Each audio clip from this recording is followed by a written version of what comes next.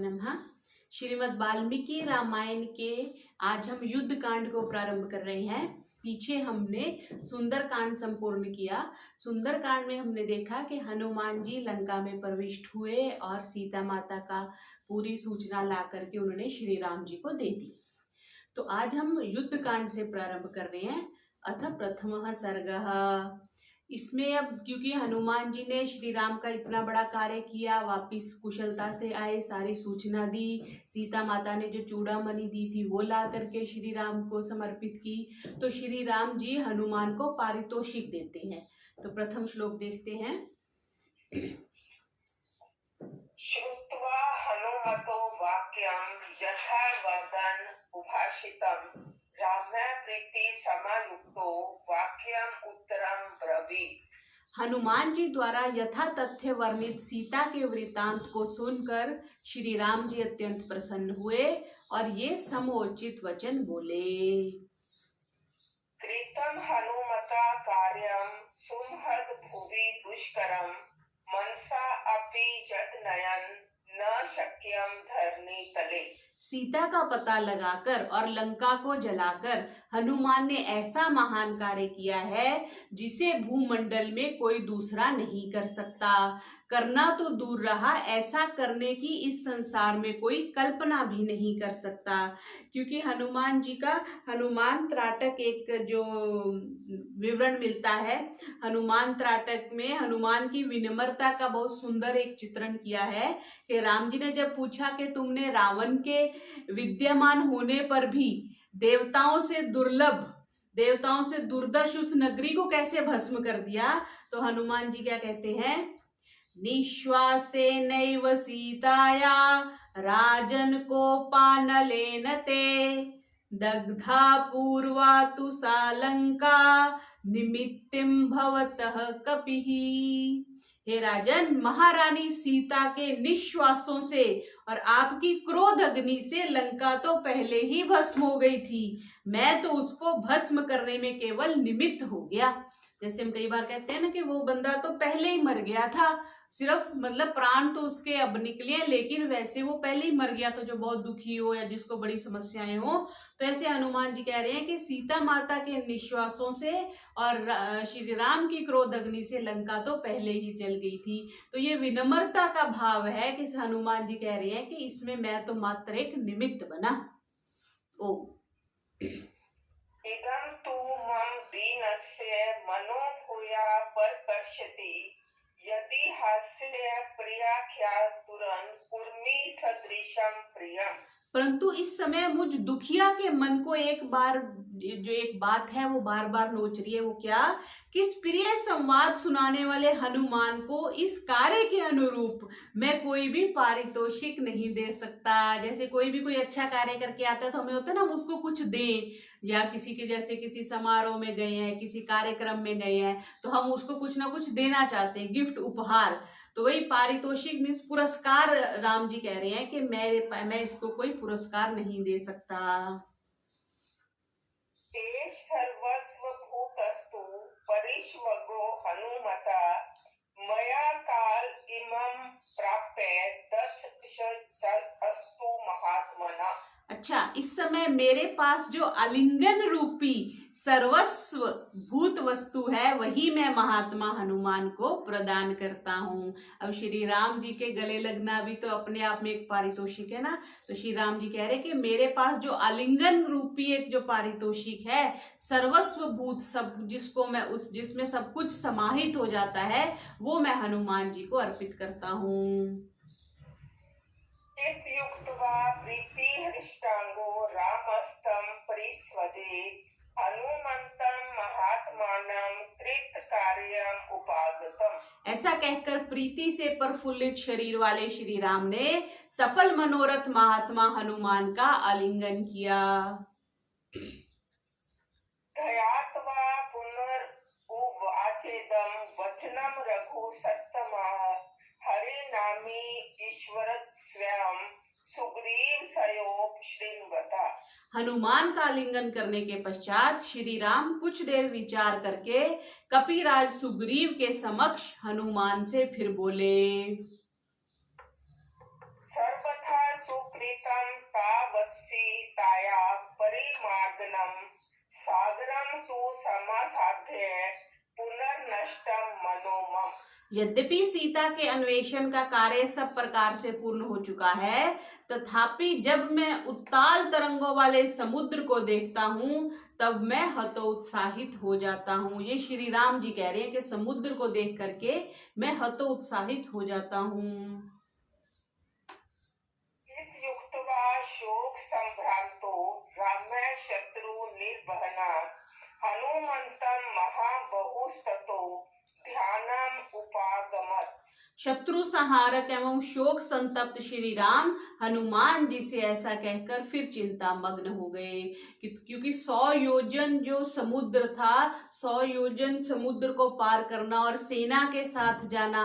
अब हनुमान जी तो या तो अपनी सिद्धि से गए या विमान से गए थे, तो सेना के साथ जाना। अब सेना अकेली नहीं जाएगी, उसके साथ अस्त्र शस्त्र भी जाएंगे, भोजन भी जाएगा, तंबू भी जाएंगे, कितना सामान होता है। तो इस दृष्टि से श्री राम कह रहे हैं कि वो चिंतामग्न हो गए।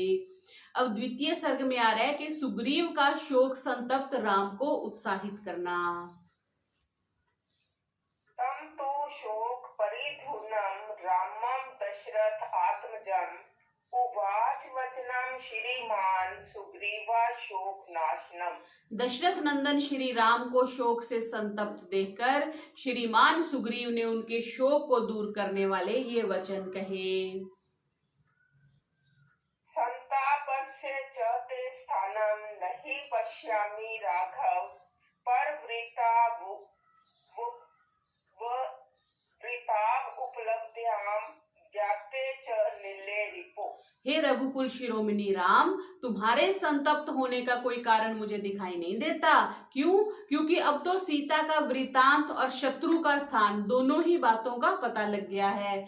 चिंता तो तब करें जब हमें किसी चीज का ना पता हो। अब हमें सीता माता का स्थान भी पता है और शत्रु का स्थान भी पता है। और हनुमान जी कितने बुद्धिमान थे, वो सिर्फ सीता माता का पता करके ही नहीं आए, शत्रु की शक्ति का, उसके पूरे, उसके कहाँ कहाँ पर उसके किले थे, कहाँ कहाँ उसके सेना थी, सारे पता करके हनुमान जी आए थे।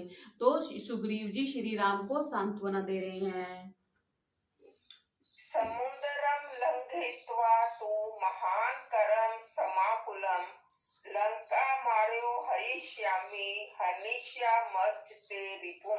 हे राम, हम लोग बड़े बड़े मगरमच्छों से व्याप्त इस समुद्र को लांघकर लंका पर आक्रमण करेंगे और आपके शत्रु को मार डालेंगे।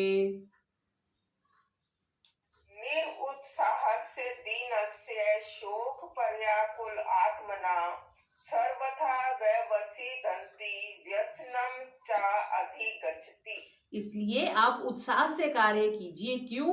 क्योंकि उत्साह शून्य, दीन, शोक से व्याकुल मनुष्य के सारे मनोरथ नष्ट हो जाते हैं और उसे नाना प्रकार के दुख उठाने पड़ते हैं। अतः आप शोक का परित्याग कीजिए, कि शोक नहीं करना, क्योंकि जो शोक करता है उसके क्या है, सारे मनोरथ नष्ट हो जाते हैं। इसलिए उत्साह से युक्त हो जाइए, ऐसा सुग्रीव जी श्री राम से कह रहे हैं। इमे शूरा समर्थाश्च सर्वे नो हरियूथपा तवत् प्रियार्थं कृत उत्साहा परवेष्टुमपि पावकम्। हमारे ये सभी शूरवीर एवं कार्य साधन में समर्थ वानर यूथपति आपके प्रिय कार्य को पूर्ण करने के लिए अग्नि में कूद पड़ने को भी उत्साहित हो रहे हैं। तो सारे सेना हमारी आपके साथ है, ऐसी सांत्वना सुग्रीव जी दे रहे हैं। शक्ता लंकां समानेतुं समुत्पाट्य स राक्षसां तदलं विकल्पां बुद्धिं राजन स्वार्थ नाशनी। हे राजन, इन वानरों में इतनी शक्ति और सामर्थ्य है कि ये लोग राक्षसों सहित संपूर्ण लंका को उखाड़ कर यहाँ ला सकते हैं। अतः आप मनोरथों को नष्ट करने वाली शोक परिपूर्ण बुद्धि को त्याग दो। पुरुषस्य हि लोकस्मिन् शोके शौर्ये अपकर्षणा यतो कार्यं मनुष्येन शौण्डीर्ये विलम्बता तत् लंकरा नैव कर्तुर्भवति सत्वरम्। शोक मनुष्य के शौर्य को नष्ट कर डालता है, और जो कार्य शौर्य का अवलंबन लेकर किया जाता है वही पूर्ण होता है। इसलिए एक तरह से क्या कह रहे हैं कि शोक नहीं करना चाहिए, निरुत्साहित नहीं होना चाहिए। तदलम शोक मालंबे क्रोध मालंब भूपते निश्चेष्टा क्षत्रिया मंदा सर्वे चंडस्य बिभ्यति। हे राजन, अब आप शोक को त्याग कर क्रोध को धारण करो, क्योंकि जो क्षत्रिय होकर उद्यमहीन होता है वह कभी सौभाग्यवान नहीं हो सकता, और जो क्रोधी होता है उससे सभी डरते हैं। यानी जिसमें उत्साह होता है, जिसमें बल होता है, उससे सभी डरते हैं। मुक्त्वा बहुधा चापि सर्वथा विजयी भवान निमितानि च पश्यामि मनो मे संपरहस्यति। हे राम, अब मैं अधिक क्या कहूँ, आप सब प्रकार से विजयी होंगे, क्योंकि इस समय मैं जो शुभ शकुन देख रहा हूँ उनसे मेरा मन अत्यंत हर्षित हो रहा है। ऐसा सुग्रीव जी ने बोला। अब तृतीय सर्ग में आएगा कि सुग्रीव के वचनों से आश्वस्त होकर राम का हनुमान से लंका के विषय में पूछना। सुग्रीवस्य वचः श्रुत्वा हेतुं तत्परमार्थवत् पतिज ग्रह काकुत्स्थो हनुमन्तं तथा ब्रवीत। सुग्रीव के युक्ति युक्त और परमार्थ बोधक वचनों को सुनकर श्री राम ने उन्हें स्वीकार किया, और फिर वे हनुमान से पूछने लगे। कति दुर्गानि दुर्गाया लंकाया ब्रूहि तानि मे ज्ञात उमेच्छामि तत्सर्वं दर्शन आदि वानर। हे हनुमान, मुझे ये बताओ कि लंका में दुर्गमनीय दुर्ग कितने हैं, जिसको हम किला कह देते हैं आजकल की भाषा में। मैं उन सब का ऐसा वर्णन सुनना चाहता हूँ मानो मैं उन्हें साक्षात देख रहा हूँ, क्योंकि अब वो युद्ध की प्लानिंग कर रहे हैं, तो पूछ रहे हैं कितने किले हैं, कैसी लंका है, इसके बारे में पूछ रहे हैं। बलस्य परिमाणं च द्वार दुर्ग क्रियाम अपि गुप्तकरं च लंकाया रक्षसां सदनानि च यथा सुखं यथा वच लंकायामसि दृष्टवान् सर्वमाचक्ष तत्त्वेन सर्वथा कुशलो ह्यासि। लंका में सेना कितनी है, लंका के दुर्ग द्वार किन साधनों से सुरक्षित हैं, लंका की सुरक्षा के लिए जो परकोटे या परिखा, जिसको हम खाइयां कहते हैं, वो बनी है तो वो कैसी हैं, राक्षसों के घर कैसे हैं, लंका में तुम जो कुछ देख आए हो उससे निर्भीक होकर मेरे समक्ष यथार्थ रूप से कहो, क्योंकि तुम इसके विषय में पूर्ण जानकारी रखते हो। तो हनुमान जी से श्री राम पूछ रहे हैं कि लंका का विस्तृत वर्णन मेरे सामने करो। श्रुत्वा रामस्य वचनं हनुमान मारुत आत्मजा वाक्यं वाक्यविदां श्रेष्ठो रामं पुनरथा ब्रवीत। बातचीत में चतुर पवन पुत्र हनुमान श्री राम के इन वचनों को सुनकर उनसे कहने लगे। हृष्टा पर मुदिता लंका मत द्वीप समाकुला महती रथ संपूर्णा रक्षो गण समाकुला। जो विशाल लंका नगरी जो है वो हर्षित जनों से परिपूर्ण है, वह मदमत हाथियों और बड़े बड़े रथों से व्याप्त है, और वहां राक्षसगण निवास करते हैं। दृढ़बद्ध कपाटानि महापरिघ्वन्ति च चत्वारि विपुल अन्यस्या द्वाराणि सुमहान्ति च। उस पुरी के 4 विशाल द्वार हैं, उन द्वारों में दृढ़ किवाड़ लगे हुए हैं, और फाटकों को बंद करने के लिए बड़े बड़े अर्गल पड़े हुए हैं।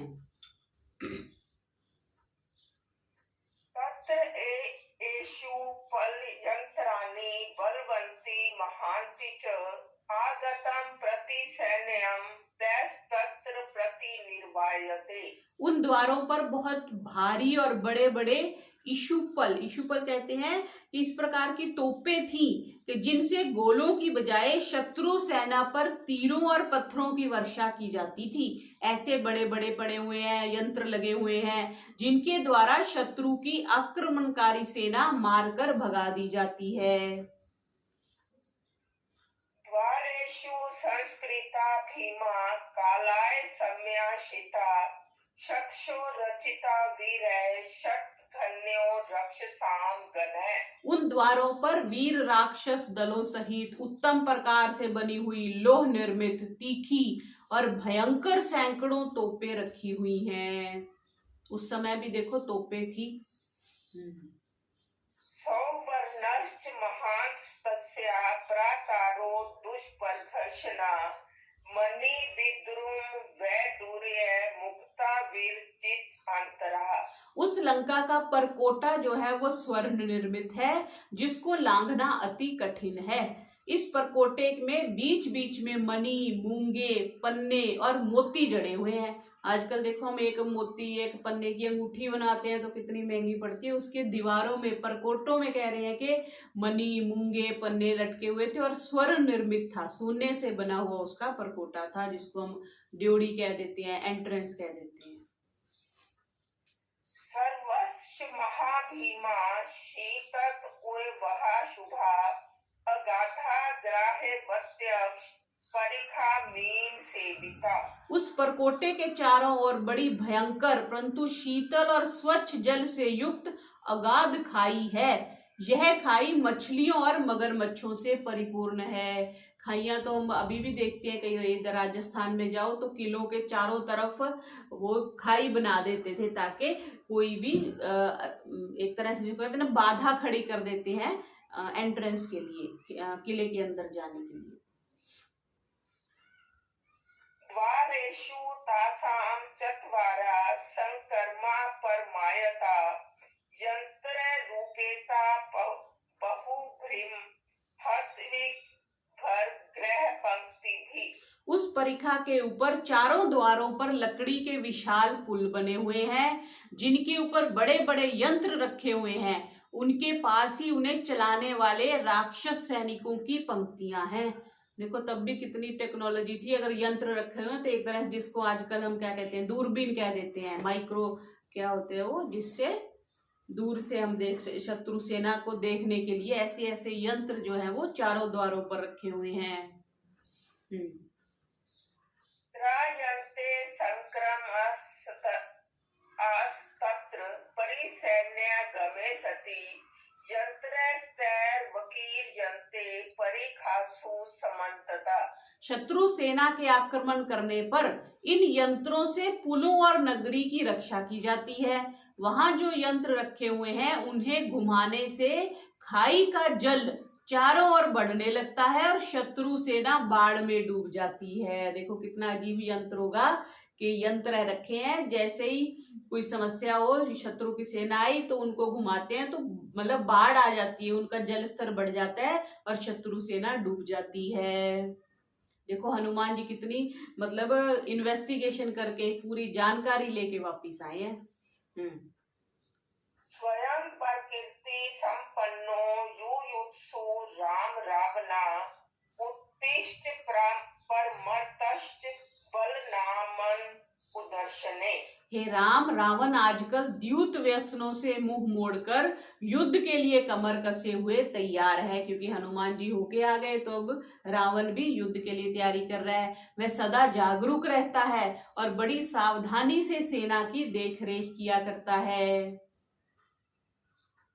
लंका पुल निर्लंबा देव दुर्गा भयावहा नादेयं पार्वतम वान्यम कृत्रिम चतुर्विघम। लंका नगरी एक सीधे खड़े हुए पर्वत पर बसी हुई है, अतः वह देवों के लिए भी दुर्गमनीय है और शत्रु को भय प्रदान करने वाली है। लंका नदी दुर्ग, पर्वत दुर्ग, वन दुर्ग और कृत्रिम दुर्ग, इन 4 प्रकार के दुर्गों से युक्त है। स्थिता पारे समुद्रस्य दूर पारस्य राघव शैलग्ने रचिता दुर्गा लंका परम दुर्जया। हे राघव, समुद्र के उस पार बहुत दूर पर्वत शिखर के ऊपर वह दुर्गमनीय लंका बसी हुई है जो परम दुर्जय है। लंका उसने पर्वत के शिखर पे बसाई थी और चारों तरफ खाइयां बता दी और 4 प्रकार के दुर्ग बना दिए। लंका में नदी दुर्ग हो गया, पर्वत दुर्ग हो गया, वन दुर्ग हो गया और कृत्रिम दुर्ग हो गया, चारों दुर्ग भी हो गए। तो जो लंका है वो दुर्जय है, ऐसा हनुमान जी ने श्री राम को बताया। अब आगे चतुर्थ सर्ग में आ रहा है कि श्री राम का युद्ध के लिए प्रस्थान और समुद्र पर पड़ाव। श्रुत्वा हनुमतो वाक्यम यथा वदन पूर्वशा तत्रो अब्रीन महातेजा रामा सत्य पराक्रमा। क्रम पूर्वक कही हुई हनुमान की यथार्थ बातों को सुनकर अमोघ विक्रम संपन्न एवं महाबली श्री राम बोले, याम निवेद्य से लंकाम पुरीम भीमस्य रक्षसा शिर पर मेनाम मथिष्यामि सत्य मेतद बर्वीमिते। हे हनुमान, तुमने भयंकर राक्षस की जिस लंका का वर्णन किया है मैं शीघ्र ही उसका संहार करूंगा, यह मैं तुमसे सत्य कहता हूं। जैसे हम कहते हैं ना, वचन देता हूं, इस दृष्टि से श्री राम बोल रहे हैं। यस्मिन् मुहूर्ते सुग्रीव पर्यानम भिरोचये युक्तो मुहूर्तो विजया प्राप्तो मध्यम दिवाकरा। हे सुग्रीव, मुझे इसी मुहूर्त में युद्ध यात्रा करना रुचिकर प्रतीत होता है। यह विजय के लिए उत्तम समय है, शीघ्रता कीजिए क्योंकि सूर्य मध्य आकाश में पहुंच गया है, अर्थात मध्याह्न का समय हो गया है। सीता श्रुत्वा अभियानम वे आशाम इष्यति जीविते जीवितान्ते अमृतम सपृष्टा पीत्वा विषम अवातुरः। हम लोगों की युद्ध यात्रा का वृतांत सुनकर सीता को अपने जीवन की वैसी ही आशा होगी जैसे कि विष पान करके जीवन से निराश मृत्यु के मुख में पड़े हुए किसी मनुष्य को अमृत मिल जाने पर होती है। तो श्री राम जी ऐसा चाहते हैं कि सीता माता की आशा बने और जल्दी से जल्दी युद्ध प्रारंभ हो। उत्तरा फल्गुनी हयाते स्वस्तु हस्तेन योक्ष्यते अभिपर्याम सुग्रीव सर्वानेक समावृता। आज उत्तर फाल्गुनी नक्षत्र है। सीता का जन्म भी उत्तर फाल्गुनी नक्षत्र में हुआ था और उनकी मुक्ति के निमित्त प्रस्थान के लिए श्री राम ने भी यही जो उत्तर फाल्गुनी वाला नक्षत्र है वही चुना और कहा कि कल चंद्रमा हस्त नक्षत्र से योग करेगा, अतः हे सुग्रीव हम समस्त सेना को लेकर आज ही प्रस्थान करें। राघवस्य वचा श्रुत्वा सुग्रीवो वाहिनीपति व्याधिदेश महावीर्यान् वारान् वानर। राघवस्य वचः श्रुत्वा, राघव का वचन सुनने पर, राघवस्य वचः श्रुत्वा सुग्रीवो वहनीपति व्याधिदिदेश महावीर्यान् वारान् वानर शर्भः। महाबलवान वानर श्रेष्ठ वाहिनीपति सुग्रीव ने श्री राम के इन वचनों को सुनकर महाबलवान वानरों को प्रस्थान करने का आदेश दिया। ततो वानर राजेन लक्ष्मणेन च पूजितः जगाम रामो धर्मात्मा ससैन्यो दक्षिणाम दिशम। तत्पश्चात वानरराज सुग्रीव और लक्ष्मण द्वारा प्रार्थित राम सेना को साथ लेकर दक्षिण दिशा की ओर चल पड़े।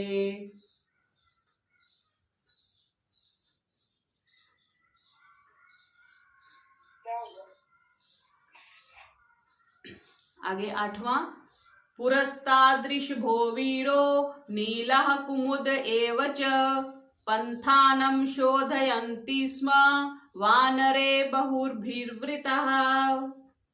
महावीर ऋषभ, नील और कुमुद बहुत से वानरों को साथ लिए हुए मार्ग को खोजते और ठीक ठीक करते हुए आगे आगे चले जाते थे। जैसे सेना चलती है तो उसके साथ भी तो कोई चलेगा, कोई लीडर होगा। उस दृष्टि से कह रहे कि ऋषभ, नील और कुमुद, ये 3 लोग थे जो साथ साथ चलते थे। मध्ये तु राजा सुग्रीवो रामो लक्ष्मण एव च बलिभिः बहुर्भिः शूरैर्वृतः शत्रु निर्बर्हणे। क्या कह रहे हैं? सेना के मध्य भाग में कौन चल रहे हैं? श्री राम, लक्ष्मण और कपिराज सुग्रीव, शत्रु संहारक और शूरवीर, बहुत से बलवान सैनिकों से घिरे हुए चल रहे हैं। आगे तो जो चल रहे हैं वो ऋषभ, नील और कुमुद चल रहे हैं। ऋषभ, नील और कुमुद। और बीच में कौन चल रहे हैं? श्री राम, श्री लक्ष्मण, कपिराज सुग्रीव, ये बीच में चल रहे हैं। सुषेणो जाम्बवांश्चैव ऋषैश्च बहुर्भिर्वृतौ सुग्रीवं पुरतः कृत्वा जगनं संरक्षतुः। सुषेण और जाम्बवान, बहुत सी ऋक्ष सेना को साथ लिए हुए, सुग्रीव को आगे कर सेना के मध्य में चलते हुए सेना के पिछले भाग की रक्षा करते थे। आगे वो बता दिए, बीच में श्री राम जी और लक्ष्मण जी हो गए, और पीछे कौन कौन चल रहा है? सुषेण और जाम्बवान, बहुत सी ऋक्ष सेना को साथ लिए हुए, सुग्रीव को आगे कर सेना के मध्य में चलते हुए सेना के पीछे भाग की भी रक्षा करते चलते थे। एवं ते हरिशार्दूला गच्छन्तो बलदर्पितः सह्य पर्वतम मासे दुर्मल्यम च महीधरम। बल दर्पित वे वानर श्रेष्ठ चलते चलते सह्य और मल्य पर्वत के समीप जा पहुंचे। सह्य और मल्य पर्वत। ते सह्यम समतिक्रम्य मलयम च महागिरिम आसे दूरानुपूर्वेण समुद्रम भीमनिःस्वनम। क्रम अनुसार वे सह्य और मल्य पर्वतों को पार करते हुए भयंकर नाद करने वाले समुद्र के पास जा पहुंचे। रामः सागरमासाद्य वासमा आज्ञापयत् तदा सर्वाः सेना निवेश्यन्तां वेलायां हरिपुंगव। समुद्र के तट पर पहुंचकर श्री राम ने सेना को वहीं ठहरने की आज्ञा दी। उन्होंने कहा कि हे सुग्रीव, इस तट पर समस्त सेना को टिका दो। रामस्य वचनं श्रुत्वा सुग्रीवः सह लक्ष्मणः सेनां निवेश्य तीरे सागरस्य द्रुमायुते। श्री राम का आदेश पाकर लक्ष्मण सहित सुग्रीव ने वृक्षों से सुशोभित उस समुद्री तट पर सेना को टिका दिया। तो इस प्रकार आज हमने ये इति चतुर्थः सर्गः श्रीमद् वाल्मीकि रामायण के युद्ध कांड के 4 सर्गों को देखा, और यहाँ पर समापन कर रहे हैं जहाँ पर श्री राम जी सेना को लेकर के युद्ध समुद्र के तट पर पहुंच गए। कल फिर 5वें सर्ग में हम रावण की मंत्रणा को देखेंगे। बोलिए मर्यादा पुरुषोत्तम श्री रामचंद्र की जय। ओम।